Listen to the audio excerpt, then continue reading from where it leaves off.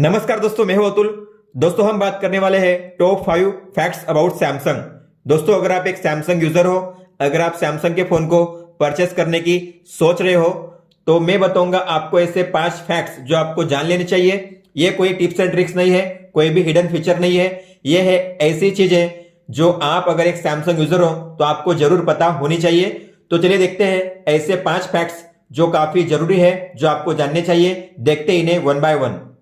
दोस्तों अगर आप किसी भी सैमसंग के फोन को ईएमआई या फिर इंस्टॉलमेंट पे परचेस करते हो सैमसंग फाइनेंस के जरिए, तो आपको आपके सैमसंग के फोन में 2 फीचर्स नहीं मिलेंगे। एक होगा सिक्योर फोल्डर। अगर आप जाओगे सेटिंग्स में, बायोमेट्रिक्स एंड सिक्योरिटी में, यहां पे ऑप्शन होता है सिक्योर फोल्डर का। लेकिन अगर आपने ईएमआई में परचेस किया होगा इंस्टॉलमेंट पे, तो आपको ये सिक्योर फोल्डर का ऑप्शन नहीं मिलेगा। इसके अलावा जैसे आप प्ले स्टोर में सर्च करोगे सिक्योर फोल्डर तो ये शो होगा, लेकिन वहां पे इंस्टॉल का ऑप्शन नहीं शो होगा, वहां पे होगा इनेबल का। और अगर आप इनेबल पर टैप करोगे तो इनेबल नहीं होगा। इसके अलावा जो डेवलपर ऑप्शन होता है, अगर आप जाओगे सेटिंग्स में, अबाउट फोन में, सॉफ्टवेयर इंफॉर्मेशन में, और यहाँ पे बिल्ड नंबर पे आपको करना पड़ता है 7 बार टैप, 1 2 3 4 5 6 7। इसके बाद 7 बार टैप करने के बाद भी आपको यहाँ पे डेवलपर ऑप्शंस नहीं मिलेगा जो यहाँ पे अभी मिल रहा है। तो आपको सिक्योर फोल्डर और डेवलपर ऑप्शंस नहीं मिलेगा, लेकिन ये आपको मिलेगा जब आप सारे ईएमआई पे कर दोगे। तो आपके सारे इंस्टॉलमेंट जब क्लियर हो जाएंगे तब आपको सिक्योर फोल्डर और जो डेवलपर ऑप्शंस है वो वापस मिल जाएगा। दोस्तों आपको पता होगा सैमसंग के फोन में आपको कॉल रिकॉर्डिंग का ऑप्शन मिलता है, लेकिन दोस्तों अगर आपको कॉल रिकॉर्डिंग करना हुआ तो कभी भी सैमसंग के फोन में वाईफाई कॉलिंग का यूज मत करना। अगर मैं यहाँ पे वाईफाई कॉलिंग को ऑन करता हूं तो अब मेरे कॉल्स जो होंगे रिकॉर्ड नहीं होंगे। अगर आपने रिकॉर्डिंग ऑन भी रखी होगी लेकिन आपके कॉल्स जो होंगे रिकॉर्ड नहीं होंगे। इसलिए आपको याद रखना है, जब भी अगर आप चाहते हो आपके कॉल्स रिकॉर्ड हो तो आपको वाईफाई कॉलिंग को हमेशा ऑफ ही रखना है। कई सारे लोग होते हैं जो कहते हैं कि मैंने तो रिकॉर्डिंग को ऑन रखा है फिर भी मेरे कॉल रिकॉर्ड नहीं हो रहे। उसका रीजन ये है कि आपने वाईफाई कॉलिंग को ऑन रखा है, तो इसे ऑफ कीजिए, उसके बाद आपके जो कॉल्स होंगे रिकॉर्ड होंगे। दोस्तों आप में से शायद कई लोगों को पता नहीं होगा कि जो सैमसंग का अपडेट प्लान है अलग अलग डिवाइस के हिसाब से अलग अलग होता है। अगर आप एक फ्लैगशिप फोन यूज करते हो तो आपको महीने में एक बार अपडेट मिलता है, हर महीने अपडेट मिलता है। अगर आप मिड रेंज फोन यूज करते हो तो आपको 3 महीने में से एक बार अपडेट मिलता है। अगर आप और ज्यादा लो बजट का जो फोन है वो परचेस करते हो तो आपको हर 6 महीने में से एक बार अपडेट मिलता है। मतलब यहाँ पे सैमसंग 3 तरीके से अपडेट को रिलीज करता है अलग अलग डिवाइस के हिसाब से।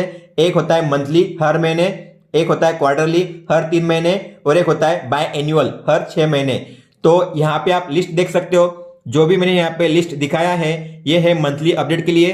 तो यहाँ पे जो भी आप डिवाइस देख रहे हो उन डिवाइस के लिए हर महीने अपडेट रिलीज होता है। आप यहाँ पे इनके स्क्रीनशॉट क्लिक कर सकते हो या फिर वीडियो को पोस्ट कर सकते हो।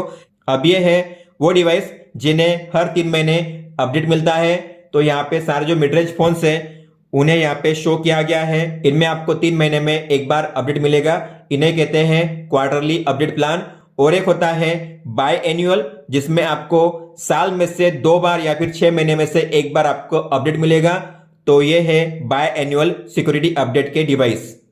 दोस्तों आपको पता होगा सैमसंग के कई सारे फोन्स 25 वॉट तक फास्ट चार्जिंग सपोर्ट करते हैं। अगर आप बात करेंगे जो नए फोन्स लॉन्च हुए हैं मिड रेंज या फिर फ्लैगशिप, उनमें आप 25 वॉट तक फास्ट चार्जिंग कर सकते हो। लेकिन उसमें एक चीज ये है कि 25 वॉट तक आप चार्जिंग करना चाहते हो तो आपको सैमसंग का चार्जर यूज करना पड़ेगा।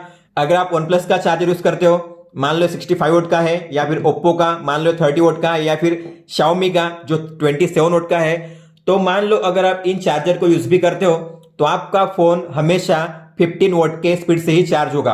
अगर आप कोई भी नॉन सैमसंग चार्जर यूज करते हो जो सैमसंग का ब्रांड नहीं है, ऐसे किसी चार्जर को यूज करते हो, फिर चाहे वो 100 वोट का हो या फिर 200 वोट का, आपका फोन हमेशा 15 वोट के स्पीड से ही चार्ज होगा।